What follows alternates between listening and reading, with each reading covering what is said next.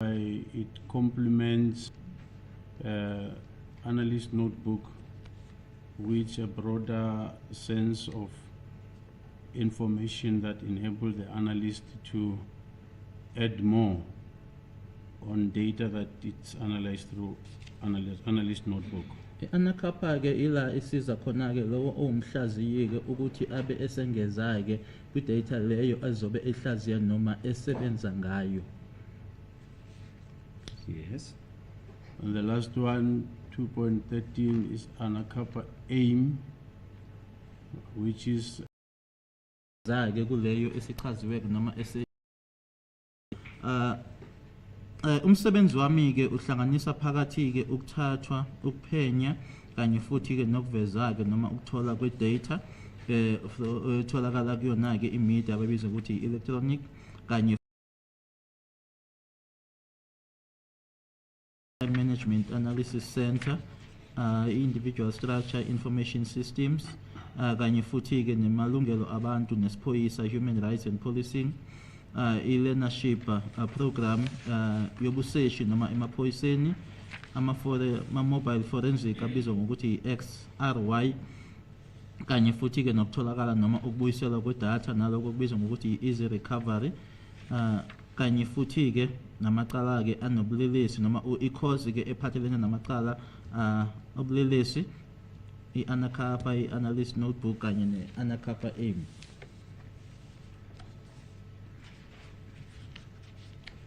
Yes, we may proceed.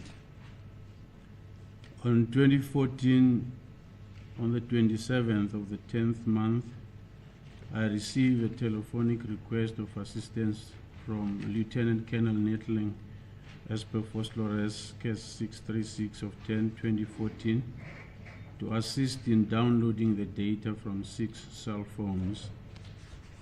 The cellular phones were... Just a minute, sorry if I may interrupt you. If you look at Exhibit O in brackets 4, A, B, C, D, E, as well as F, are those the requests that you received from Lieutenant Colonel Nettling? That's correct, my lord.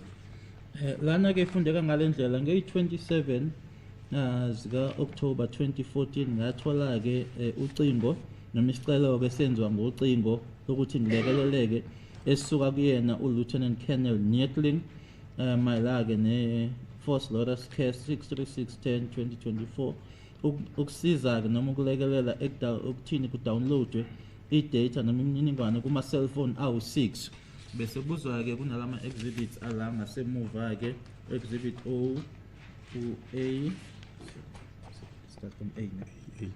A isiyofika-ke kuyena-ke u-F iyona-ke lawo engacelwa-ke ukuthi ngisebenze ngayo. And if you look at Exhibit O in brackets 4G, the last annexure is the affidavit of Lieutenant Colonel Nettling. Is that correct?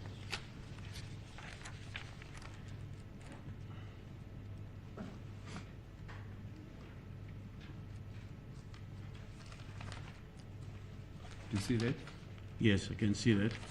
Nala emuva-ke kuyena-ke u-4G ncwadi-ke efungelo noma-ke istatement esifungelo affidavit yakhe uLieutenant Colonel Nettling. Then still on Exhibit O in brackets 4G, the items 1 to 6. Can you just place that paragraph on record just below item 6?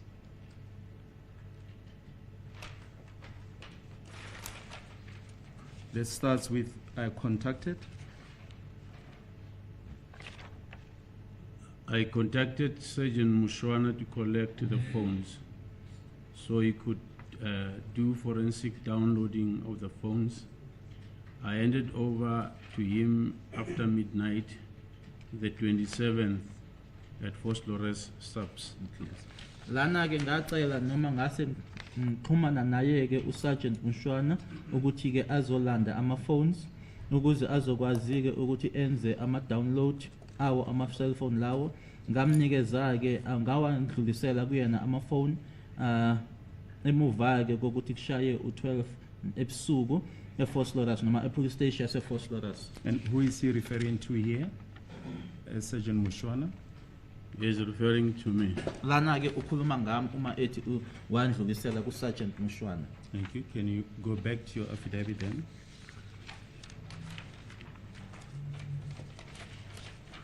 Yes, you may proceed. The cellular phones were packaged in forensic bags as follows.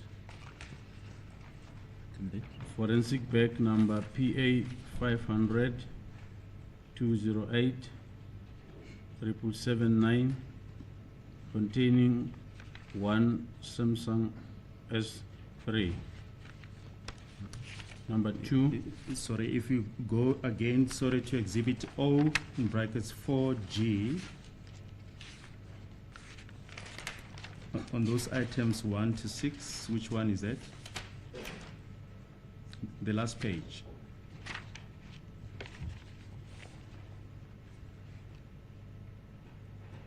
it's item number 6. Okay. Lana ke noma lamafoni ke engawacelwa ukuthi angisebenze ngawo ayefakwe ke kuyikhwama ke zobufakazi zasemaphoyiseni esoqala ku PA 5002087779 kune Samsung S3 A1 lana ke uma siya ngasemuva ke yona ke la leyo Samsung itholakala ku number 6 la kule page yokugcina. Yes. Item number 2, exhibit number PA 500 208 7780 containing one Apple iPhone. Lana ke uPA noma ke ukufaka ifoni yesibili ke kwakubi yona ke yayifaka kwibag PA 5002087780 yona ke ine Apple phone eyodwa. And which item is it on the list? Exhibit O in brackets 4 in brackets G. It's item number 1. Lana ke eyoqala ke uma ubheka kule list kunale list la ku page yokugcina ke yona ke number 1. Yes. Item number 3, it's PA 500 208 7781 containing supposed to be four phones. First one is a ZTE V798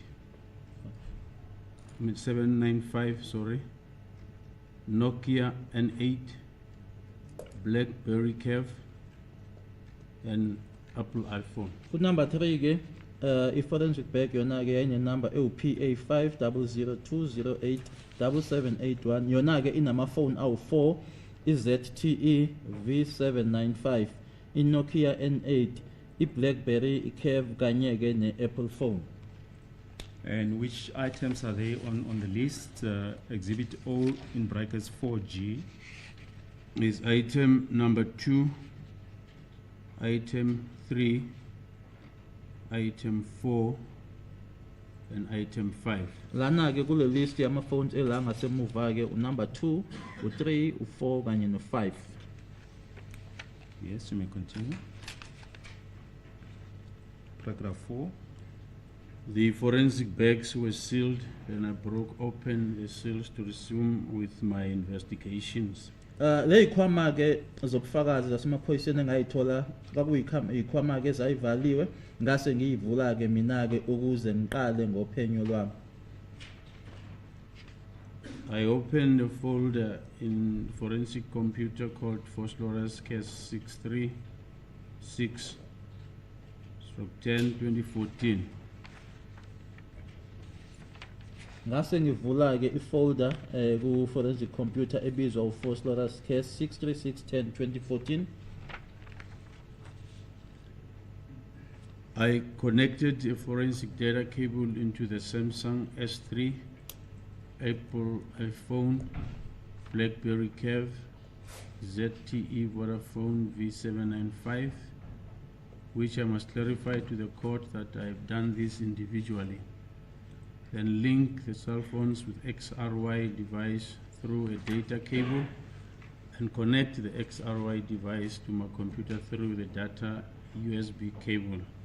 I resumed extraction using the data cable and extracted data successfully. Ngase ngihlanganisa noma sengiconnecta ke ama forensic data noma ama cable ke e data kuyona ke iSamsung S3, iApple phone, iBlackberry Curve, iZTE phone AV95. Lokho ngiyafuna ke ukuthi ngikusho enkantolo ukuthi lokho ke ngakwenza ke ngayodwa noma iphone ngayodwa, ngase ngihlanganisa noma ngilinka ke ama cell phone ngayo ke iXRY, ngisebenzisa icable ye data futhi ke sengiconnecta uXRY device kuyona ke idata US cable ekhompyutheni yami. Ngase ngiqala ke ukuthi ngikhipheke noma ngikhipheke ngisebenzisa icable ye data nokuthi ke imininingwane noma idata ke ngathi ngayikhipha ke ngempumelelo. And can you explain terms such as XRY device, what is that, and USB cable?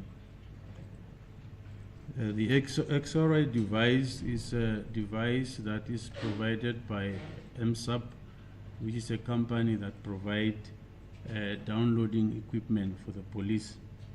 This device enables us to interrogate data from cell phones, memory cards, SIM cards, and other related components. Le XRY ke indlela ke esithola kuyena ke uMSAP othi ke alekelele noma size ke amaphoyisa la uma ngabe sesifuna khona ke data from other devices that actually contains data like your USB or memory sticks. sebenza kuona ke ama USB kanye nawo ke ama memory stick uma ngabe sinomniningwane nemininingwane esifisa ukuthi siyithole lapho. And the data USB cable, it's a specific cable that is provided to do such a job. Kanye futhi ke idata USB cable ke icable ke yona ke eyenzelwe kanye lowo msebenzi loyo. Yes, and what type of computer do you use? It's a standard computer. I just don't remember at the time what specific computer was it. But what makes it different is this, the softwares that are loaded in it. Angisakhumbuli ukuthi kwakuyiphi nje inhlobo yecomputer kodwa ke ekuyenza ukuthi kube kuyicomputer nje ekhethekile isoftware ke enayo. Yes. But is it used for forensic purposes? That's correct. Isebenziswa ke wona ke umsebenzi lona we forensic. Yes, you may proceed.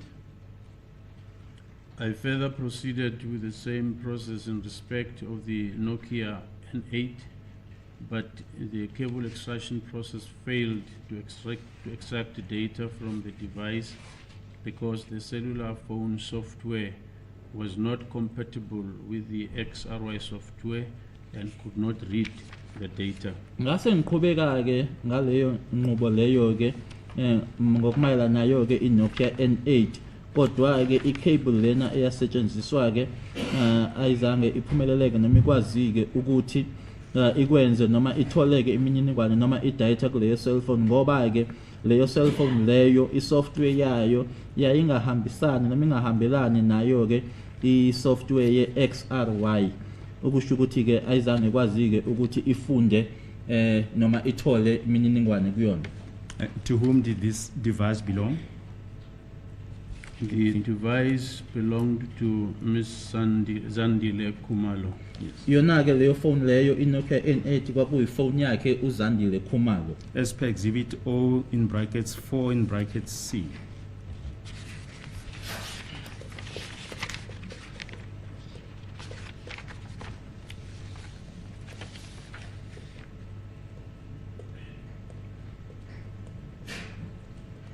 That's correct, my lord. Yona ke le eku 4C.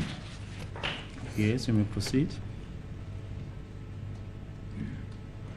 I further removed the SIM card from the Nokia N8, inserted the SIM card into my data SIM card reader, link the SIM card with my forensic computer via USB cable and extracted data successfully using the SIM card reader. Ngase ngiqhubeka-ke ngokuthi ngikhiphe-ke i-SIM card kuleyo Nokia N8, ngase ngiyifaka-ke i-SIM card leyo kwi-data SIM card reader yami, ngase ngiyihlanganisa-ke noma ngiyilinka i-SIM card kanye nayo-ke i-computer yami ye-forensic ngisebenzisa i-USB cable, ngase ngikhipha-ke noma ngithola imininingwane kuyona-ke ngempumelelo ngisebenzisa yona-ke i-SIM card reader.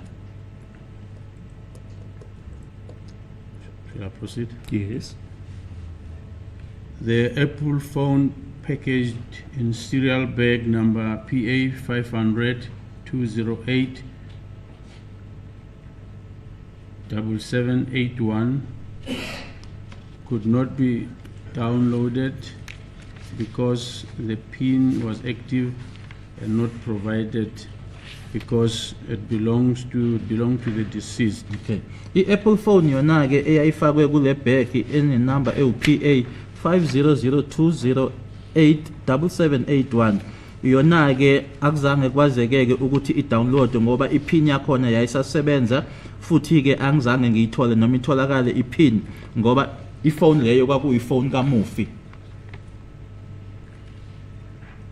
And my lord, I think I should bring to the attention of the court that there was a typing error. It was supposed to end with 80, not 81. Laphayana kulo 7781 bekufanele ukuthi ku 7780.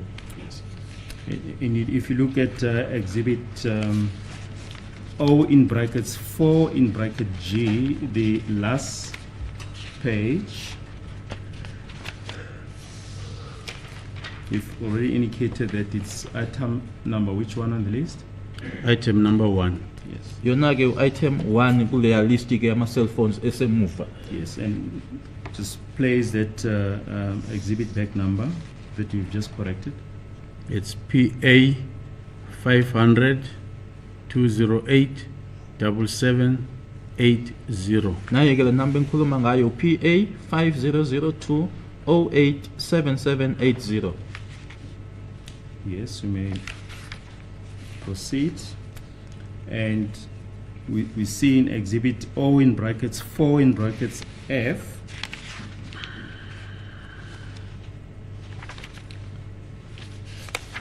are these the particulars of the phone that you've just placed on record? That's correct, my lord. La ku 4F yona-ke imininingwane yale phone engiqeda ukukhuluma ngayo. Yes, we may proceed. On 2014, 10th month, on the 28th, I handed all the exhibits to Constable Mahlaba from head office by the directive of Brigadier Ndlovu. No data was manipulated or altered during the extraction, and all data was copied to a CD. Ngeyi-28 zika-October 2014 ngase ngidlulisela-ke bonke ubufakazi noma-ke ama-exhibits kuyena-ke uConstable Mahlaba wase-head office ngokusho-ke noma ngokutshelwa uyena uBrigadier Ndlovu. Ayikho-ke idata eyaba nokuphazamiseka noma eyatshentshwa-ke nkathi-ke kukhishwa noma kudonswa-ke lokho okwakufuneka, futhi-ke yonke idata yase ikhishelwa-ke noma kwenzwa-ke amakhophi kwi-CD.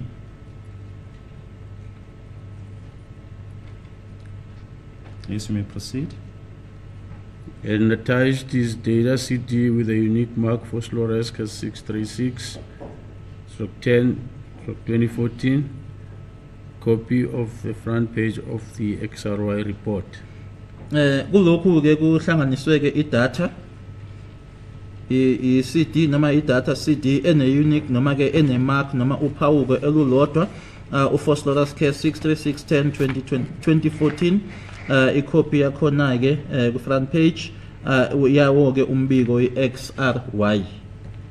And Surgeon, if I may just interrupt you for a moment and ask you to turn to exhibit O in brackets 1, that is the affidavit of Colonel Steyn, and on page 17 there. 17. Yes.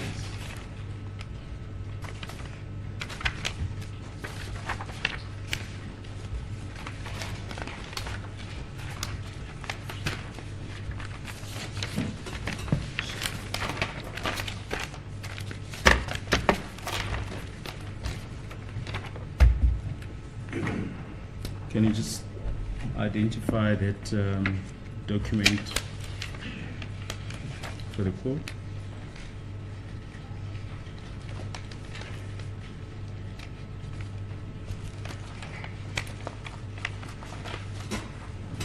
Yes, I can. Yes. This is a case data report that forms the face of the details of the exhibit that was handled as to the case number where the case was reported, as well as the forensic bag number, the details of the case of operator, who would be myself, Yes.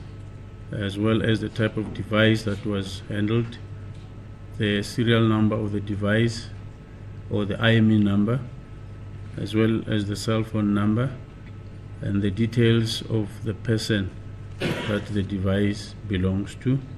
And who was that? The owner of the device was Mrs. Kelly Kumal. Lana ke kule engikufundayo ke imininingwane ekumayela ke ukuthi ngangisebenza nani noma ke i-reference case la kubhalwe khona ke case number, ID ila kuchazwa khona ke i-forensic bag number yayo, i-operator ekhuluma ngami ke ukuthi kwakuyiphi inhlobo yefoni ibhaliwe, i-IME number yayo, i-serial number kanye nenamba yefoni, igama ke lo muntu ukuthi kwakuyini ifoni kabani, bhaliwe ke ubuzile umshushisi ukuthi ubani, washo ukuthi uMiss Kelly Khumalo. Yes. Yes, and the investigating officer? Yeah, then the investigating officer was Lieutenant Colonel Nittling. Kanye ke umseshi noma umphenyi wecala ke uLieutenant Colonel Nittling. Yes. And then it will also contain the unit from where the investigating officer coming from. In this matter, it was from the Tactical Operation Management Sections, also acronymed TOMS. Nokuthi ke wayesebenza kuyiphi ke i-unit bayibhalile ke ukuthi i-TOMS emaphoyiseni. Yes. And you've just referred to the statement of Lieutenant Colonel Nietling as per Exhibit O in brackets 4 in brackets G.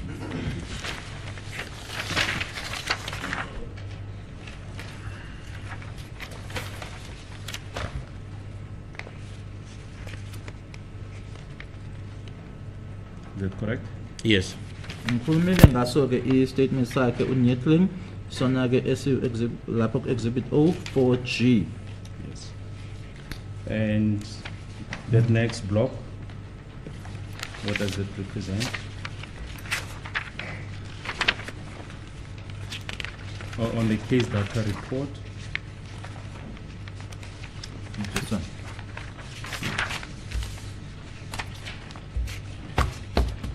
That second block. Yeah, this is the computer-generated data when it starts interrogating with the device. Lana ke imininingwane ebuya kuyona ke i-computer, uma ngaba i-computer manje isiqala ke ukuthi ifunde yona ke noma ikhiphe imininingwane kuyona ifone. Okay. On page 18 of Exhibit 01.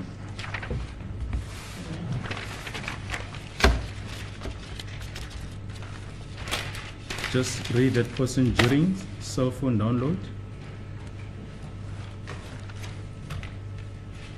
During cell phone download, the following been picked up on the device event log with the device boot up at 2014 10/27 at 01 hour 31 minutes and 38 seconds AM UTC. Uma sekudownloadwa yona ke i-cellphone iloko kokulandelayo ke okwatholakala kwi-device noma kuloko kubizwa ngokuthi i-boot up nge-27 zika-October 2014 isikhathi ngo-1:31 intathakusa 38 seconds. And what does it mean, Mr. Mshwana?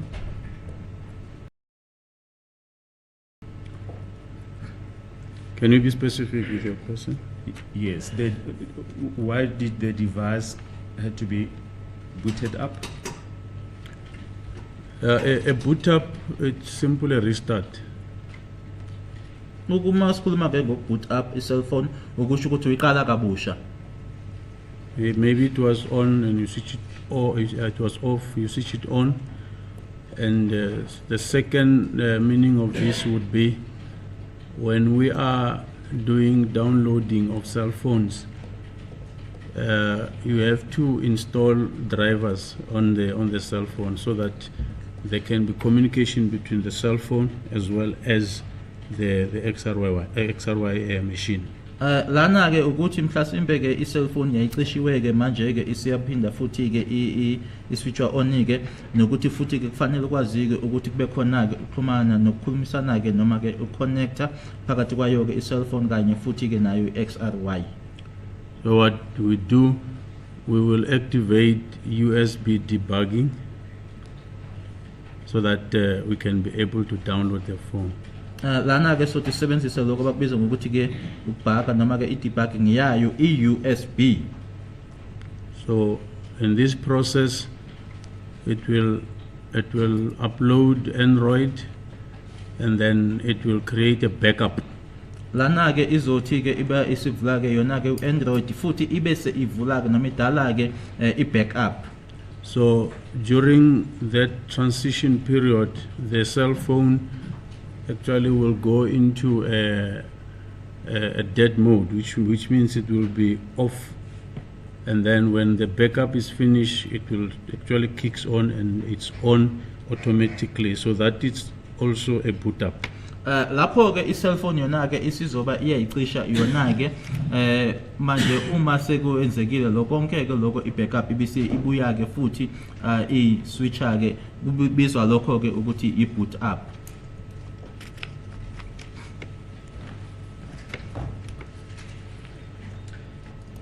Now, if there's any information that has been deleted on the device, who will be able to pick that up?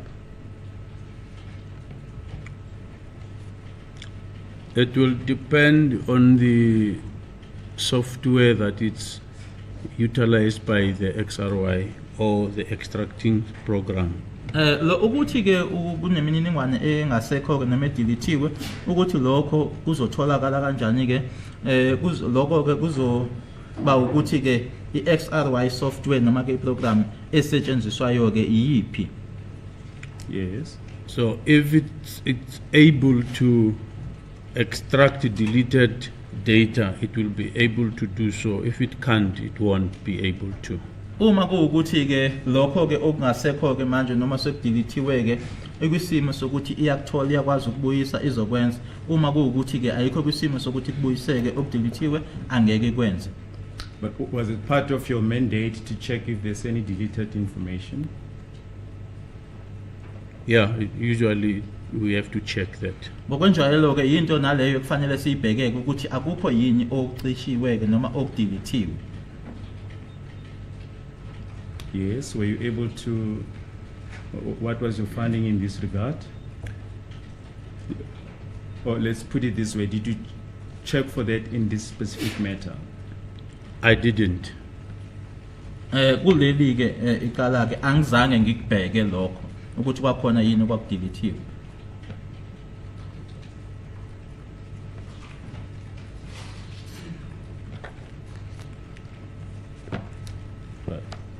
Thank you. If we can then get back to your affidavit exhibit 03. You had just put the contents of paragraph 11 on record. You can proceed to paragraph 12.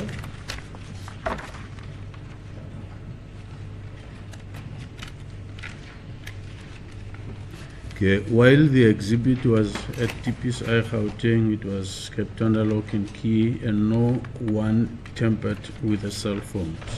Ngathi ke ubufakazi lobu ke babukuse DPCI eGauteng kwagcinwe ke la ekwakukhiwe khona ke futhi nesikhiya akekho futhi ke umuntu owaphazamisana ke nawo ama cell phones. 13, I know and understand the content of the statement. It's fine. Would you know what the contents of the download was, or you just merely downloaded the information? I don't know the contents thereof. I only downloaded the information. Ukuthi kwakuyini ke elapho imininingwane noma ke kwakuthini angikwazi mina ke ngakwenza ukuthi nje angidownload kuphela ke imininingwane noma information leyo. Because if I may explain further, there was a bit of a transition. There was a new investigation team that was established. Hence, in paragraph number 10, I've noted that the exhibits were handed over to somebody. Okay. Okwenzeka ke lana ukuthi manje ke kwakuse noshintsho olukhona ke kwakunethimba elisha ke eseliphenya ingakho ke la ngibhalile ke ku paragraph 10 ukuthi kwafaneleke ama exhibits lawo ngiwanikezele kulona obhaliwe khona la ku paragraph 10. So I did not have enough time to peruse the data. Manje ke ngangenaso ke isikhathi esanele sokuthi ke ngibheke lokho okwatholakala noma lokho engakudownload. And do you confirm the correctness of your report and stand by it? Yes, I do. Umbiko lona ke uyiqiniso futhi ke ngimile ke ngakhona lokho okubhaliwe la. Well, thank you, my lord. That is all. Thank you. Any first examination, Mr. Rappel?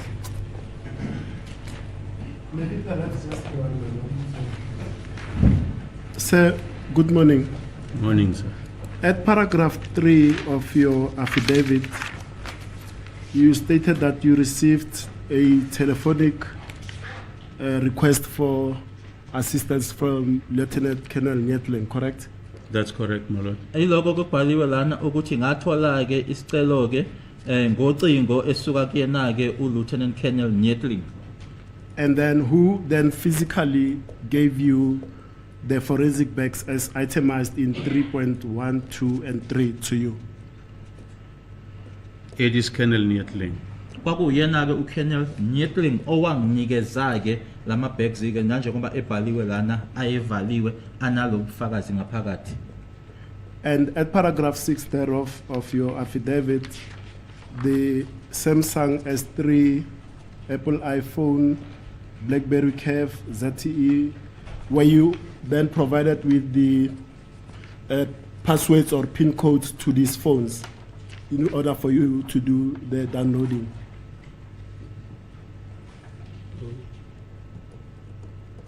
Can I refer to? Yes, you can. To the exhibits? Yes.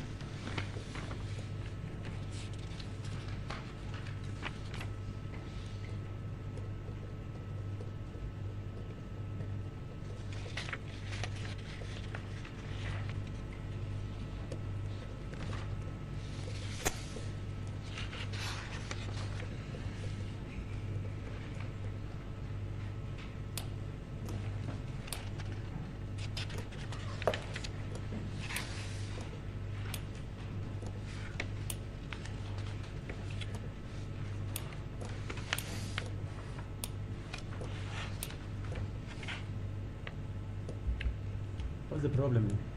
Is it not the compatibility of the software of the XRY, as you said, which decodes any pin? It's sometimes able to, sometimes it doesn't. I see. Yeah. Ngesinye isikhathi ke iXRY lena ke ikusimo ke sokuthi ke ipin leyo ke ivuleke kwesinye isikhathi ayikwazi ukuthi ngakwenza lokho.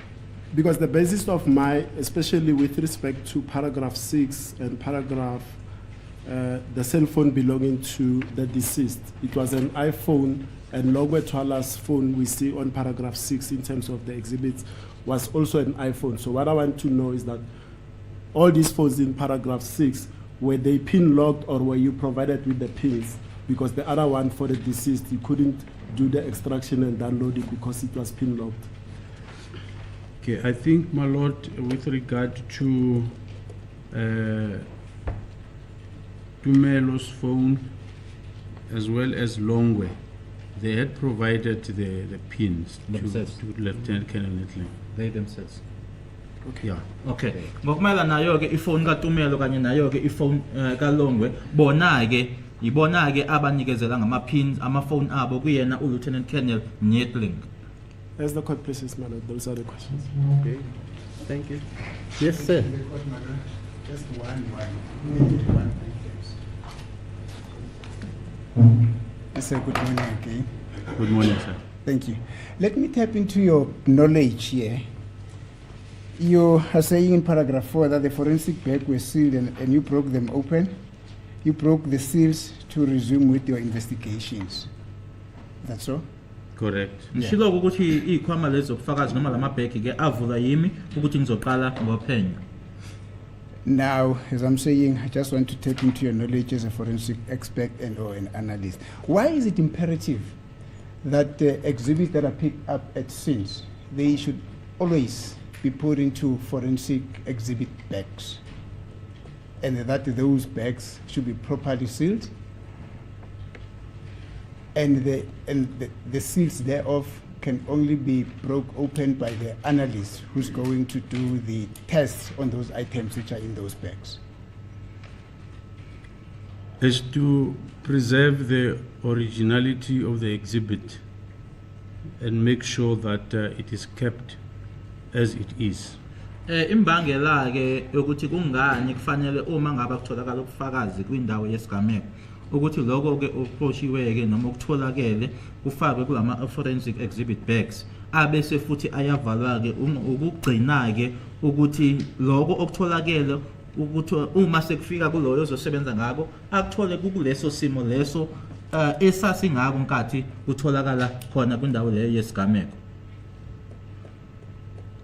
Now, in an event that as an analyst you receive a forensic bag, the seal thereof which has been tampered or opened, or what would then be the situation? I will not put my hand on it.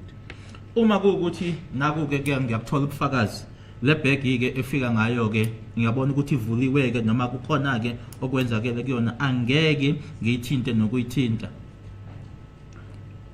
When you say you won't put your hand on it, are you saying that you won't continue to do the test that you've been requested to do? Actually, I won't receive it. Angeke ngiyithole nokuyithola engikushoyo ukuthi angeke ngiyithole. Thank you, Mr. Mashwan. That is all from me. Thank you, sir. Yes, Mr. Nimala. I have no cross-examination to this witness. Thank you. Right, yes. Mr. Lolo.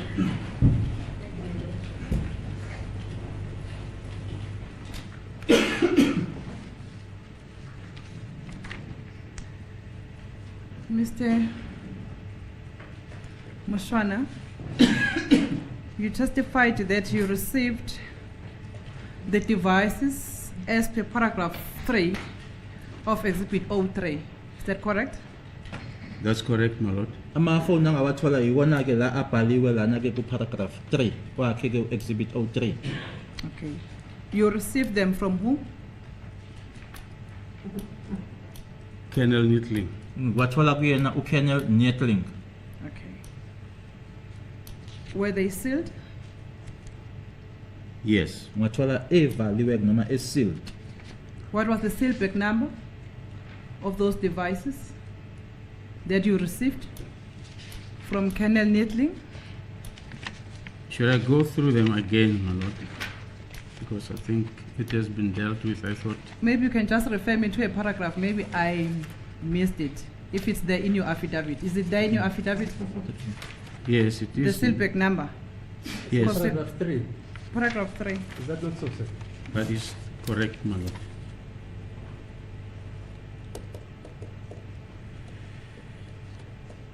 Okay. The PA numbers. You see the PA numbers? Yes. Those are the individual numbers for each device. Am I correct? From paragraph 1, 2, 3. Point of correction is not for each device. If you peruse paragraph 3, 1, Okay, 1, 2, and 3. Yes. When you look at number 3, you would see that there are 4 exhibits Yeah. in one bag. Yeah. ukuthi ke lama number uPA umele iphone ngayodwa akulona ke iqiniso because uma ubheka ku 1 2 3 ku 3 ku bag eyodwa kwakunama cell phones awu 4. Okay, so in other words, you received separate bags. 3 Yes. separate bags that you received. 3 separate bags. Ikhwame intathu ezahlukile engayithola. Yes. They were not put in one bag with 3 individual bags inside. That's what I'm trying to understand. Let me explain it in my own understanding. Okay. It's 3 exhibit bags, Okay. one containing 4 exhibits, the second one containing 1, Okay. and the last one containing 1. Angikusho ke ngendlela engikuzwa ngayo lokho ukuthi ke ama exhibit bag amathathu lana eyodwa kulama exhibit bag amathathu inama phone awu 4 phakathi eyodwa ine phone eyodwa kanye futhi enyeke neyogcina ke nayo ine phone eyodwa phakathi. Okay.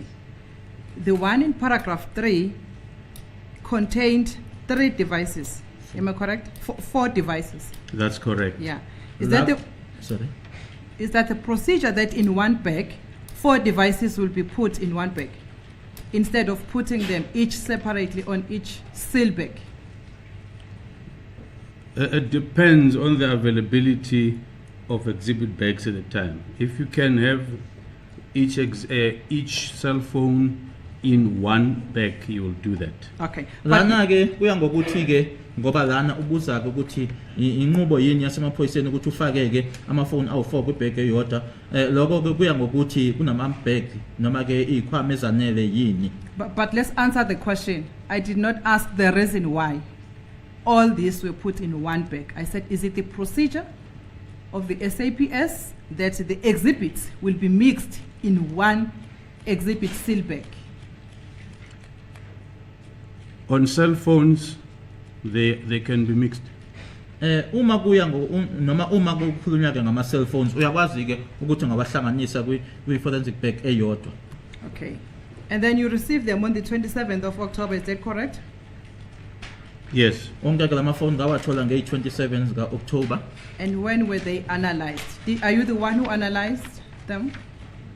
Or who downloaded whatever you did to these devices? I was only the downloader. I did not analyze the data. Kwakungasimina ke ohlaziya ke lokho ke okungaphakathi kuma cell phones kwakuwukuthi angidownload kuphela. When did you download? You received them on the 27th, okay? Let's go together. 27 October, you received them. When did you do the download? On the 27th. Same day. Yes. Ngawathola nge 27 no downloada ngakwenza futhi ngalelo langa. Okay.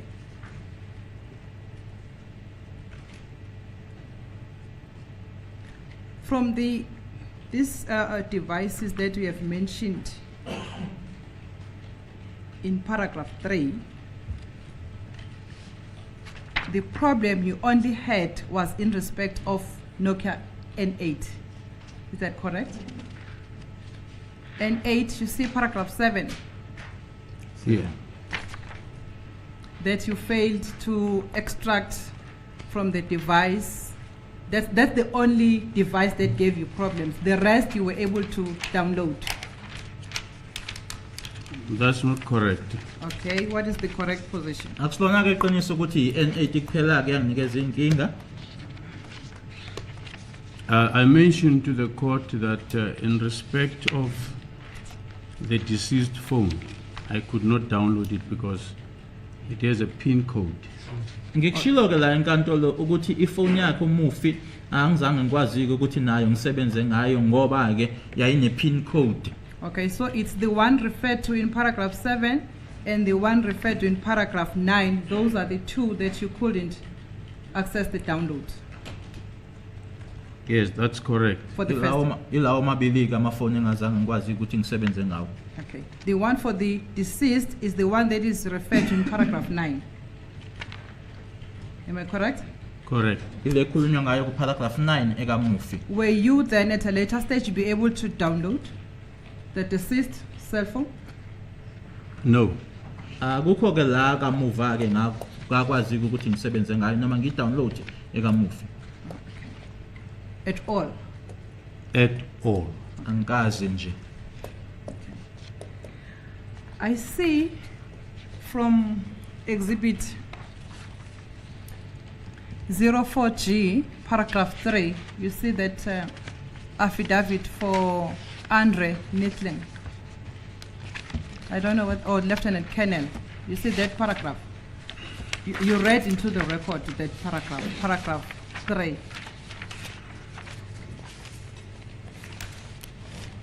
Can you see that? Yes, I can see it.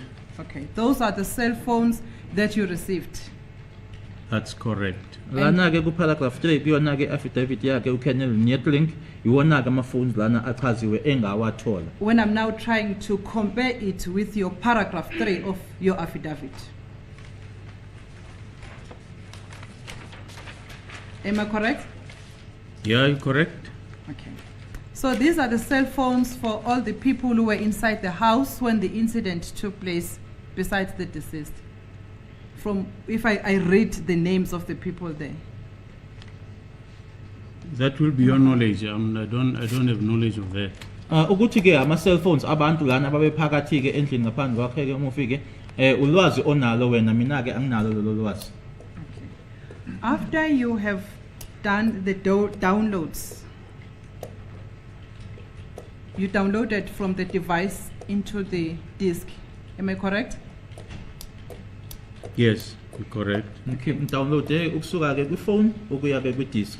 How were those disks kept to avoid any tampering with the evidence or the information?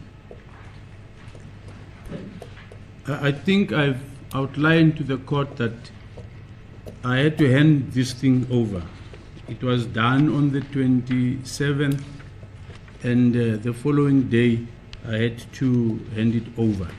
Ngikushilo ke noma ngicabanga ukuthi ngikushilo ke la enkantolo ukuthi ke ukudownloada noma ukusebenza ngalama cell phones ngakwenza ke nge27 ngelanga elilandelayo ke kwase kufanele ukuthi ngindlulise noma ke kube khona lowo enginikezela kuyena. Where were the downloads kept after you've downloaded?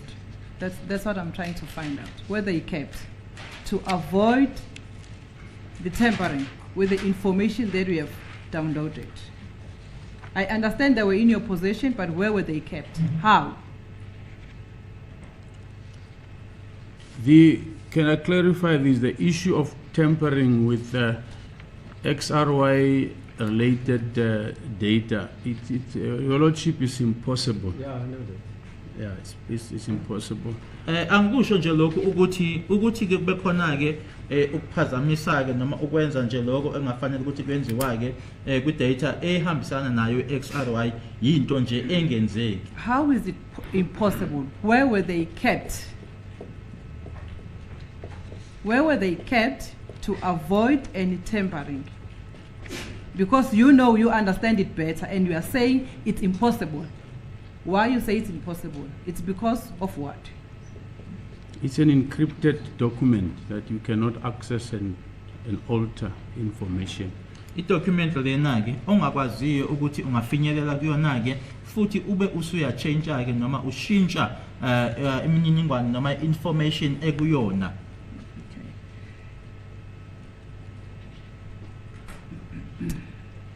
Were you ever informed or requested about the cell phone that was allegedly robbed when the incident took place?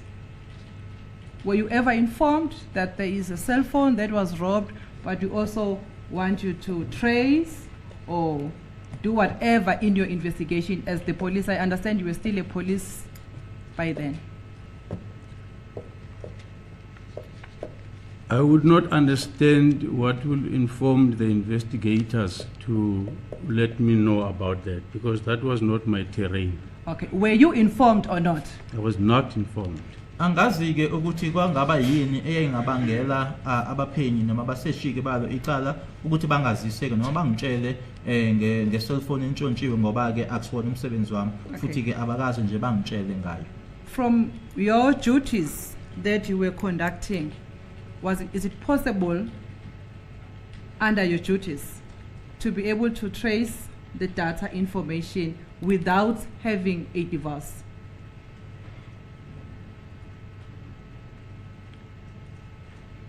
In a cell phone? I'm not sure if you are understanding the language of cell phones, bearing in mind the manner in which you are structuring your question.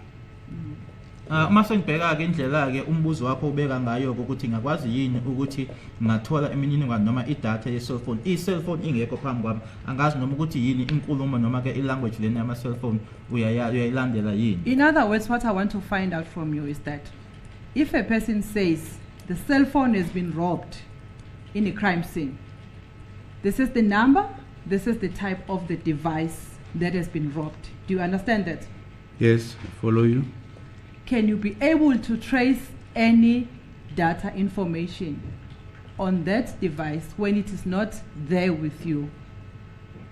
No, I can't. You can't. Okay. Uma i-cellphone ingekho phambi kwami angikwazi ukuthi ngingasebenza noma ngingathola nje idatha ngayo uma ingekho phambi kwami. Thank you, my lord. I've got no further questions. Yeah, my inquiry is about the encryption. Is it not so that iPhones, the headquarters are in New York? That's correct, my lordship. Right. Don't we have a license? I know the manufacturers normally would license particular police agencies to decipher and download information. We don't have. Why I say this, you remember the Pistorius case? Yes, I We remember. did not have such licensing. Consequently, his phone was not able to be decrypted. So we don't have a license to do that. As far as I know, my lordship, in South Africa, we don't have. It must be shipped back to UK, and they will know, because it's their product, what to do with it. Ngokwazi kwami-ke i-license yokuthi singasebenza ngayo-ke nanjengoba lana kwenziwa isibonelo ngecase kaPistorius ukuthi akuzange bakwazi ukuthi basebenze ngayo ngoba i-license ingekho. Kufanele ukuthi siyithathe-ke siyise e-UK ngoba bona-ke ibona abazi ngcono ngayo. Okay, thank you. You are in the private sector now, Yes, my lordship. as an investigator also, analyst, investigator. That's correct, my lordship. You can guess what you want to do. Okay, thanks. As a court case, my lord, there's Yes. one witness that the state is going to call. Can we then take the normal shot? Sergeant Petros Mduduzi Nkosi is witness number 109 on the list, my lord. Okay. Sicela igama nesibongo bakho. Petros Mduduzi Nkosi. Okay, umisela ukufuma? Uqinisa? Yeah. Okay, sicela ufundeke ukuthi ufakazi uzomnika uzobethula la inkantolo kuzoba iqiniso iqiniso lodwa, iqiniso liphelele. Phakamisa isandla sakho sokudla uthi Nkosi ngisize ngikhuluma iqiniso. Nkosi ngisize ngikhuluma iqiniso. Witness is sworn in. Yes. Please, my lord, the state bets lead to end up Exhibit W up to W5. The witness is going to testify in respect of those documents. Okay. This, in essence, pertains to the cell phone of accused number 3, my lord. Okay. You are a sergeant in the South African Police and attached to the Provincial Operation Command Center. Usajeni-ke emaphoyiseni futhi-ke kuyona-ke le office aqeda uyisho manje uba umshushisi. Yeah. That's correct. Is it correct that it was previously known as the Gauteng Provincial War Room? Well, ngaphambilini babethi i-Gauteng Provincial War Room. Yeah. Yes. And is it correct that your duties entail downloading information from cell phones? Umsebenzi wakho ke ukudownloada ke imininingwane noma ke information kuma cell phones. Yeah. Yes. And did you compile an affidavit in this regard as per Exhibit W in brackets 1? Ingabe khona yini affidavit oyenzile ke mayelana nalokhu ke lo Exhibit W1 or 1? Yeah, because Yes, there is. And what is the date of that affidavit? I-date yakhona ithini leyo affidavit ka? it's 2015 February 27. 27th February 2015. Can you proceed to read it in the record? Sicela ke uyifunde baba.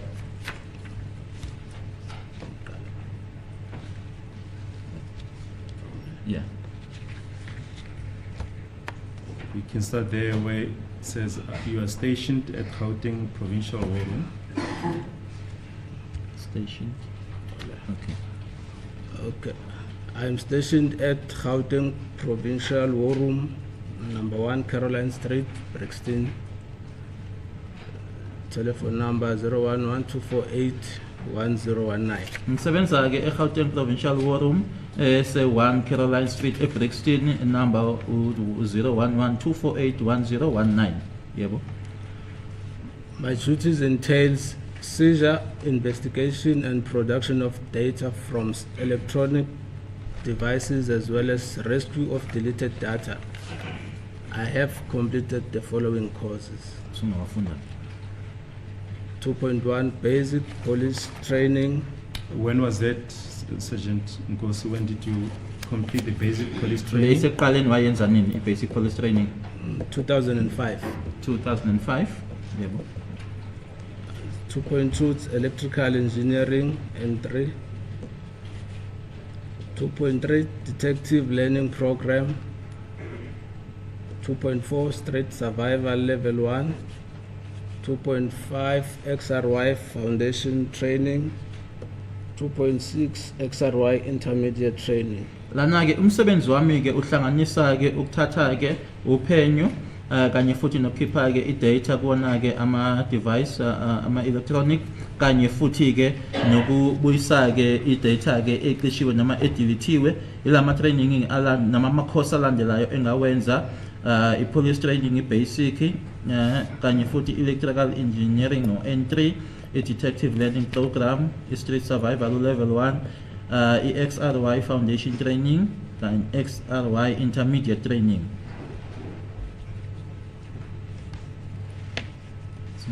Yes, you may proceed. I have knowledge of XRY mobile forensics, mobile editor as well as data recovery and MS Office.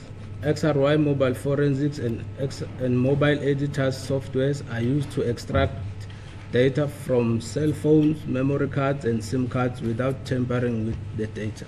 Nolwazi ke lwama mobile noma XRY mobile forensic mobile editor kanye futhi ke nokubuyiselwa noma ukutholakala kwayo ke i-data kanye futhi ke ne-MS Office.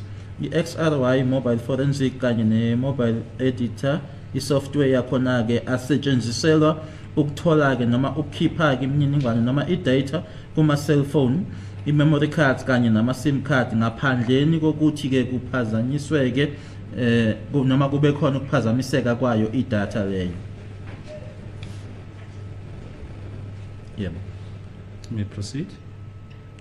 On 2015/02/27, I received the request as per Cleveland Case 96 of 2/2015 from the 13 storekeeper to assist in downloading from cell phone.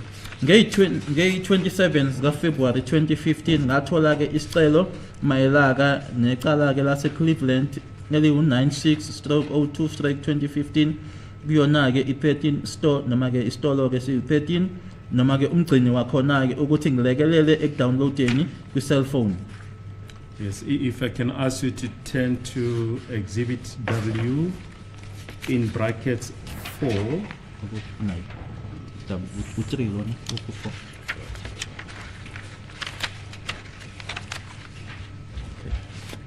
Can you just identify the document? Uyena lo. Okay. Awusho ukuthi yini le document le? It's a request for cell phone download. Lana ke isicelo senziwayo ke uma kufanele kwenziwe ke i-download ku cell phone. Yes, and who was the requester and when was the request made? Kwakubani wacela futhi esenza nini isicelo? Sergeant Masondo, Sergeant Masondo, nge-10 February 2015. 10 February 2015. Yes, and in respect of which device? Mayela ke neyiphi i-cell phone noma i-device? Samsung GT E2220. I-Samsung GT E2220.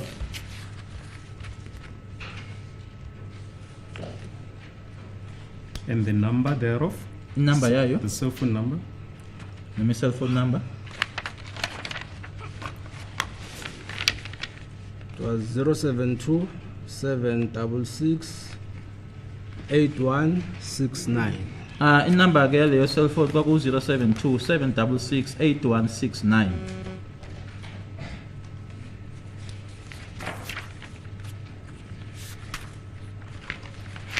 And if I can ask you to turn to Exhibit W in brackets 5, the copy of the SAP 13 register. You do have the original with you. I-original leyo papa onayo. Yeah. Yes it is.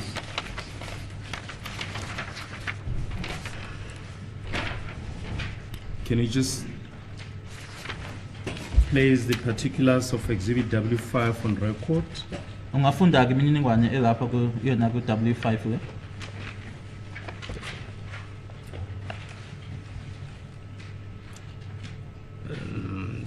Starting with the SAP 13 number. Qala ngayo ke SAP 13 number. Okay, SAP 13 number is 94 of 2015. U94 ka 2015 SAP 13 number yakhona. And just for record paper, where do we see that? In which column? Ikuyiphi column le okade uyifunda manje?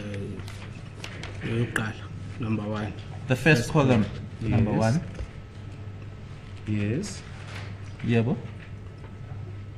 Singaqhubeka. Okay. Then the date yahandwa in kwaku 2015 February 10. And the date on which it was handed in, it was on the 10th of February 2015. Yes. Let's cut to 1400. The time was 1400 hours.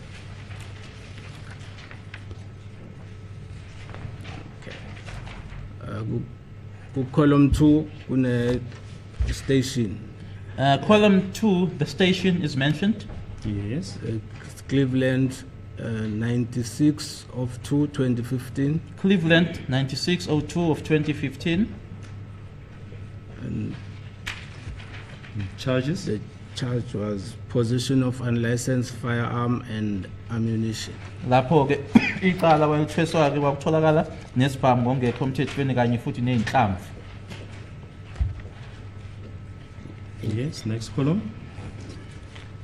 Column 3 is the detailed description of exhibit 3.1. It was 1 Samsung GT A2220 black in color with IMEI number 35976050297990. Column 3 ke ila chazwa khona ke iphone lena ke kwakuyi Samsung eyodwa iGTE 3220 emnyama ngombala iIMEI number u35976050297990. Vodacom cell number 072 766 8169. Kanye futhi ke inamba ka Vodacom u072 766 8169. Sealed inside forensic bag number PA 600 2737836. Ifakwe-ke ngaphakathi kwesikhwama-ke sobufakazi sasemaphoyiseni esinenamba ewu-PA 600 273 7836.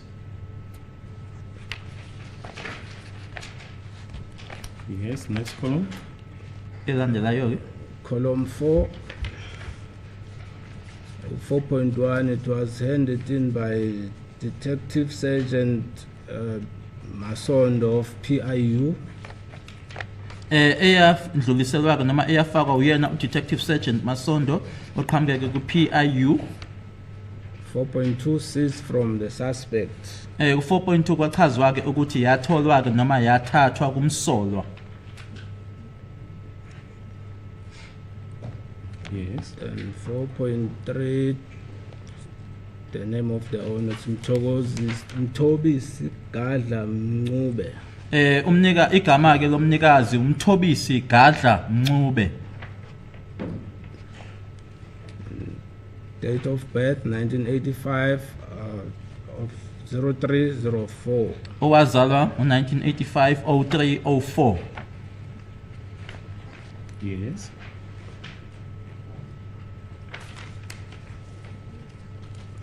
We'll get to that PA number at a later stage. You can go to column, next column, column 5. Column 5, 5.1. It says one cell phone. It was picked out by on 5.1.1 by MD Pilo. MD Pilo. Pilo. Yeah. Lana-ke kubhaliwe ku-5.1 i-cellphone eyodwa eyakhishwa-ke noma eyabhukwa out u-MD Pilo. And the date it was 2015 of 2 of 10. Ngay-10 zika-February 2015. Exhibit handed out for downloading received by CPM. That's where ilanga sign khona la. Ase ikhishwa-ke noma indluliselwa-ke kena-ke ukuthi i-downloadwe uNkosi, this is where I signed. The date was 2015 February 20. It was on the 20th of February 2015. That entry just above your signature, there's the date when the device was received, as you've previously referred to in column 1. Is that correct? Ila i-date sorry, le date lena ila i-device eyatholakala khona nanjengoba kushilo-ke kuchaziwe la ku-column 1 le engaphezulu nje kwe-signature yakho. I-date le i-device eyatholwa ngayo. Yeah. It was handed in. Sorry, eyahandwa in ngayo. Yeah. Yes. Thank you. And you can then go back to your affidavit.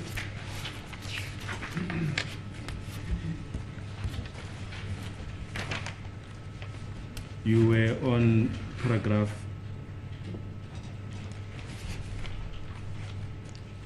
4 that starts with the date.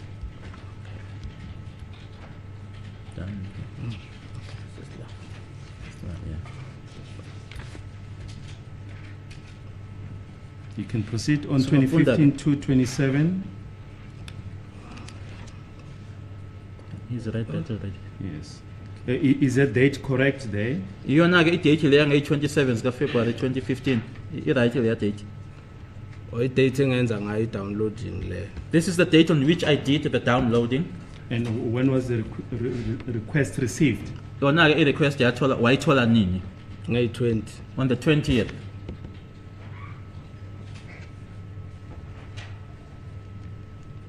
Yes, you may proceed. Correct. I received the file marked Cleveland Case 96 of 2015 under War Room SAP 1394 of 2015 for investigation containing one cell phone sealed inside exhibit bag as follows. One Samsung GT-E2220 with IMEI number 35 97960502979002. Inserted with Vodacom SIM card, ICC ID number 892249000001513739. Sealed in exhibit bag number PA 600-2737-836.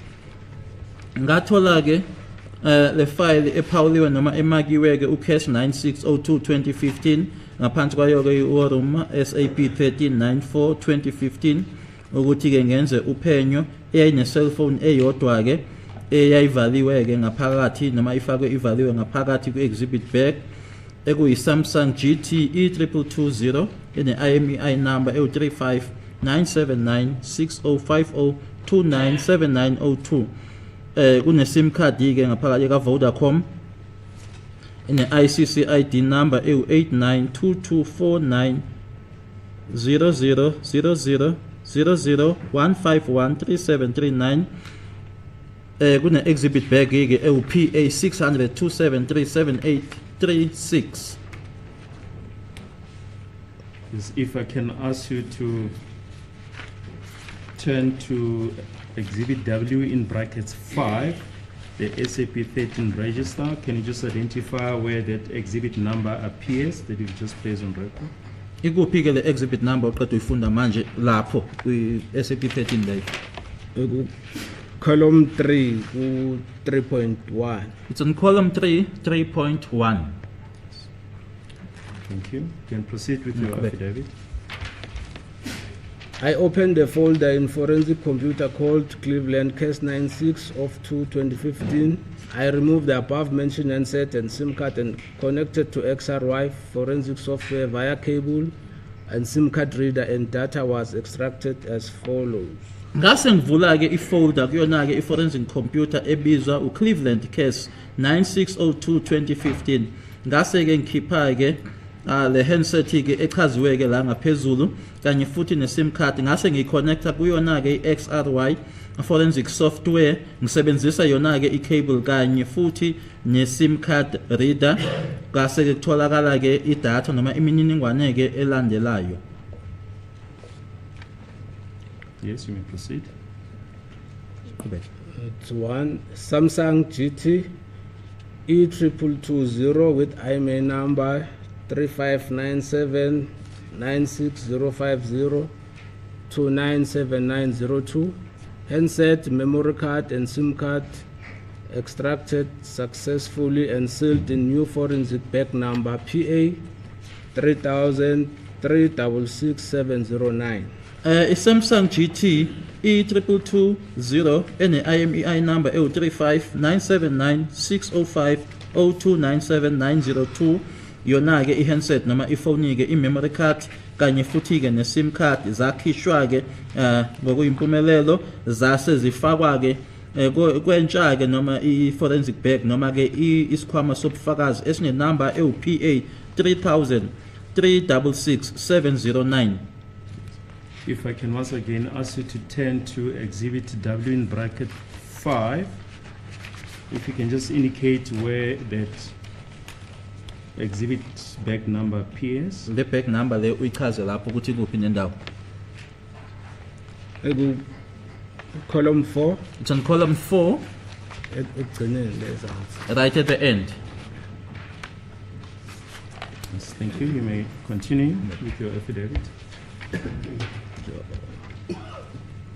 After downloading, I put the handset without damaging or changing anything. Handset together with old forensic bag were put and sealed inside new forensic bag as mentioned above. Emuva kokwenza ke ukudownloada ngase ngithatha yona ke handset noma ifoni ke ngaphandleni noma ngaphandle kokuyonakalisa noma ngaphandle kokuthi ngishintshe noma yini noma ngishintshe lutho i-handset noma ifoni ke kanye nayo ke ibag lena endala zathathwa zafakwa ngaphakathi ke kwisikhwama sobufakazi esisha nanjengoba kuchaziwe la ngaphezulu. No data was manipulated or altered during the extraction. Ayikho ke imininingwane noma idata ke iyaphazanyiswa ke noma eyashintshwa ke kuloko kukhishwa. All data was forwarded to analysis office. Konke okwatholakala noma imininingwane eyatholakala yase indluliselwa ke kwihhovisi yalabo abahlaziyayo. The exhibit was kept under lock while at forensic office. Nkathi ilapho ke kwi-forensic office lo yayigciniwe la yayigcinwe khona ke kwakukhiyiwe. The exhibit was handed back to SAP 13. Asibuyiselwa ke noma indluliselwa ku-SAP 13. If I can once again ask you to turn to exhibit W in brackets 5.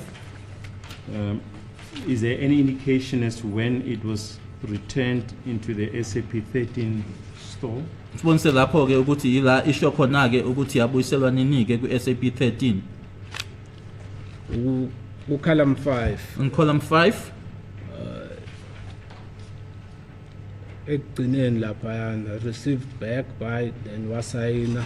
right at the end where it says received back by, and then the person signed. The date and time? It's cut in the date. It was 2015 0303, Date is got March 2015. It's cut 12 o'clock. 12. Okay. Do you confirm the correctness of your affidavit and do you stand by it? Loku okubhaliwe lana ke ku-affidavit kuyilona ke iqiniso futhi uyakumela lokho. Yeah. That's correct. Yes. And can you then turn to exhibit W in brackets 2? Can you just identify that exhibit for the court?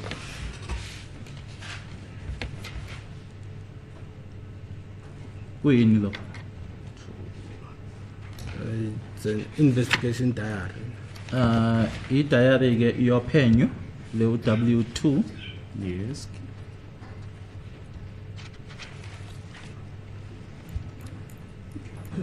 Ngifunda Should I read yes, you can just. Who made the entry there in ink? Ubani owabhala lana lokho okubhaliwe phansi lana? Ubani owabhala? la kwabhala mina mase ngiqedile ukudownload the phone. I wrote there after I finished downloading the phone, the handset. Just read the content starting with the date. Ungaqala ke ngedate ufunde nje lokho uqale ngedate. 2015-02-27 Detective Warrant Officer.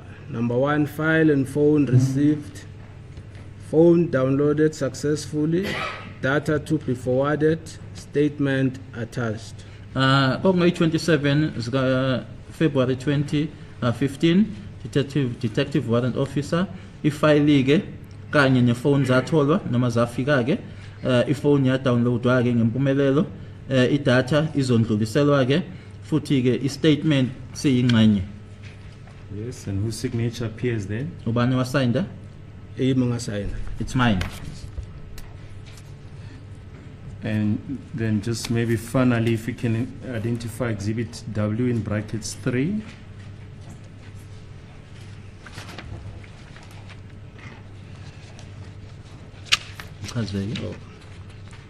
Exhibit data, but sibiza case data. It's written exhibit data, but we refer to, or we call it case data. Yes. Ilasifaka khona information esuke isuppliwe investigating officer ku request form my hander in the cell phone. Here is the information that would have received from the or supplied by the investigating officer on the request form. Yes, can you just briefly just put the contents on record? Awufundeke lokho kubhaliwe lapho. Case reference Cleveland case 96 of 2014. Exhibit ID PA 600 273 7836. Case operator Constable PM Kosi. Offense possession of unlicensed firearm and ammunition. War Room SAP 13 94 of 2015. Station SAP 13 86 of 2015. Suspect Mtobisi Gadla Mncube. ID number or date of birth 1985 0304. Contact number 0727668169. New forensic bag PA 3000 366 Requester Sergeant Masondo, Unit PIU. Contact number. Thank you. That's not necessary. Lana ke ile mininingwane ke njengoba ngishilo ke ukuthi esithola kuyena ke investigating officer i-reference noma i-case ke yase Cleveland u9602-2014 exhibit ID PA 6002737836 case operator Constable PM Kosi icala ke ukutholakala ngesibhamu ngongekho emthethweni kanye nezinhlamvu iWarum SAP 1394-2015 istation SAP 1386-2015 umsolwa Mthobisi Gadla Mncube i-ID noma i-date of birth 1985-0304 i-contact number 072-766-8169 i-forensic bag entsha inumber yakhona u-PA 3000 366-709 lowo wafaka isicelo uSergeant Masondo unit PIU. Thank you. Do you want to add anything else? Ukhona mfisi ukuthi kwengeza The yeah ngathi kule case data kwaba ne typing error instead of 2015 ngabhala 2014. On the case data, my lord, I think there was just a typing error. Instead of 2015, I wrote 2014. And where is that? Just identify that. Ukuphi nendawo?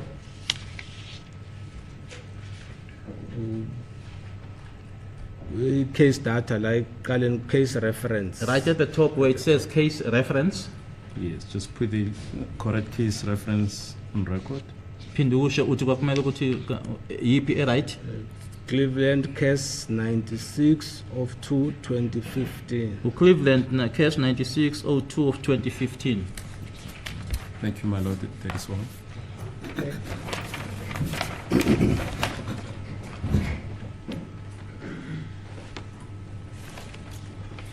Yes, any cross-examination?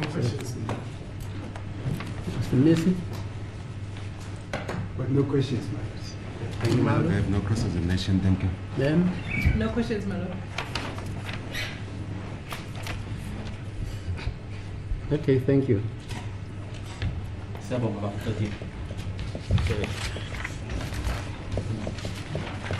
Yes, As a Mr. good Roy? case, my lord, we have agreed with my learned friend that we can start with new witnesses on Monday. Can we then adjourn at this stage? If they are dead on Monday? Yasebenzela organized crime nenumber kodwa ke usiyachaza ukuthi uma ehamba noma nkathi ehamba emaphoyiseni nge-1 ka-August kunyaka ophelile wayengasiyena ke uSergeant manje wayese uCaptain. Yes, we proceed.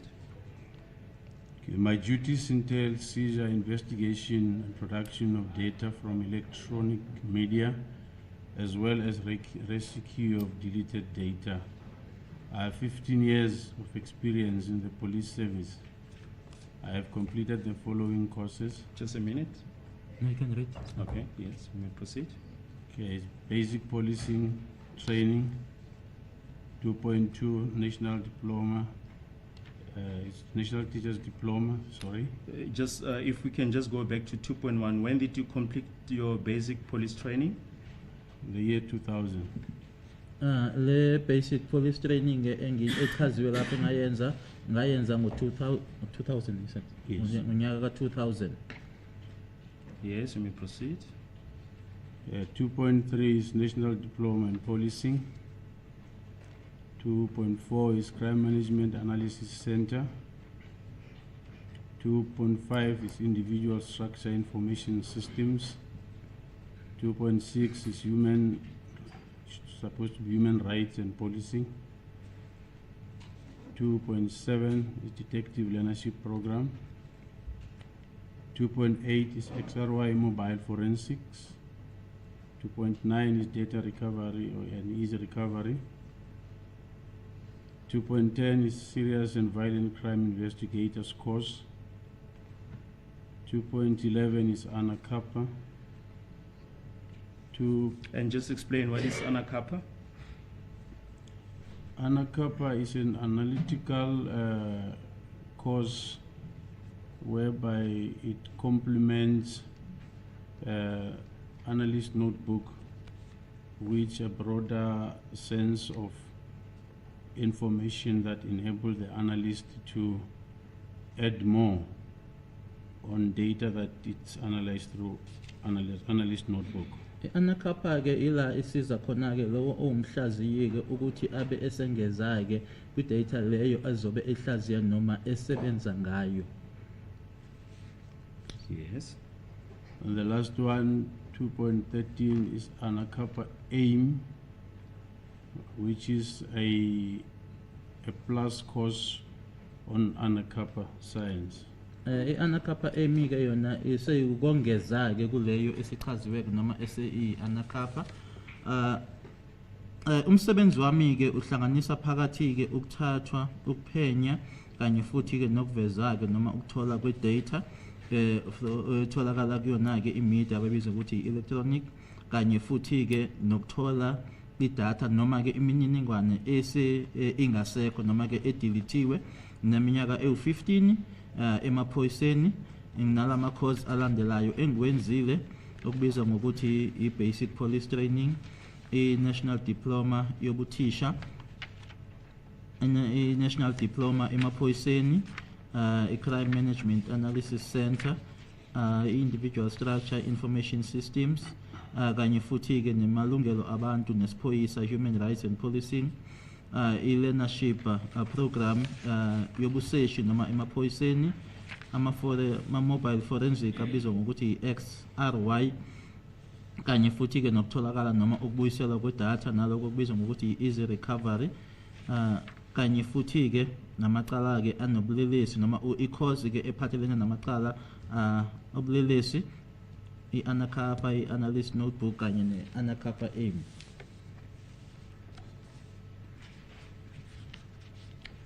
Yes, you may proceed. On 2014, on the 27th of the 10th month, I received a telephonic request of assistance from Lieutenant Colonel Nettling as per Vosloorus case 636 of 10/2014 to assist in downloading the data from 6 cell phones. The cellular phones Yeah, were just a minute. Sorry if I may interrupt you. If you look at Exhibit O in brackets 4, A, B, C, D, E, as well as F, are those the requests that you received from Lieutenant Colonel Nettling? That's correct, my lord. Lana ke ifundeka ngalendlela nge-27 zika October 2014 ngathola ke ucingo noma isicelo ke senziwa ngocingo ukuthi ngilekeleleke esisuka kuyena uLieutenant Colonel Nettling mayelake ne Vosloorus case 636/10/2024 ukusiza ke noma ukulekelela ukuthini ku downloadwe i-data noma imininingwane kuma cellphone awu6 bese kubuzwa ke kunalama exhibits ala ngasemuva ke exhibit O to A, start from A now. A isiyofika ke kuyena ke uF iyona ke lawo engacelwa ukuthi ngisebenze ngayo. And if you look at Exhibit O in brackets 4G, the last annexure is the affidavit of Lieutenant Colonel Nettling. Is that correct?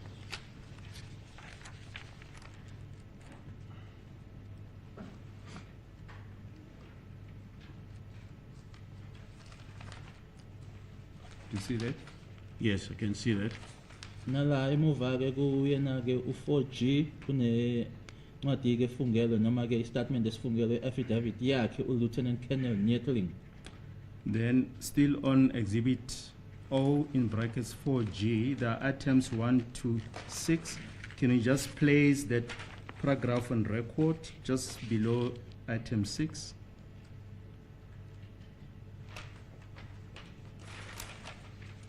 That starts with contacted. I contacted Sergeant Mushwana to collect the phones so he could do forensic downloading of the phones. I handed over to him after midnight, the 27th, at Vosloorus subs. Lana ke ngacela noma ngase ngixhumana naye ke uSergeant Mushwana ukuthi ke azolanda ama phones ukuze azokwazi ke ukuthi enze ama download awo ama cellphone lawo, ngamnikeza ke angawandlulisela kuyena ama phone emuva ke kokuthi kushaye u12 ebusuku eVosloorus noma epolice station yaseVosloorus. And who is he referring to here?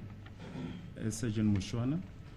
He is referring to me. Lana ke ukhuluma ngami uma ethi wandlulisela kuSergeant Mushwana. Thank you. Can you go back to your affidavit then?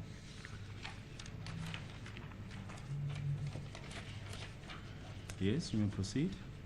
The cellular phones were packaged in forensic bags as follows.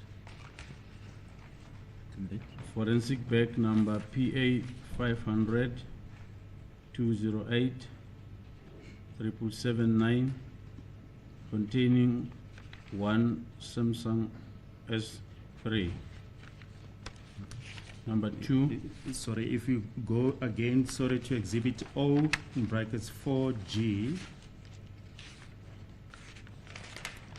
On those items 1 to 6, which one is that? The last page.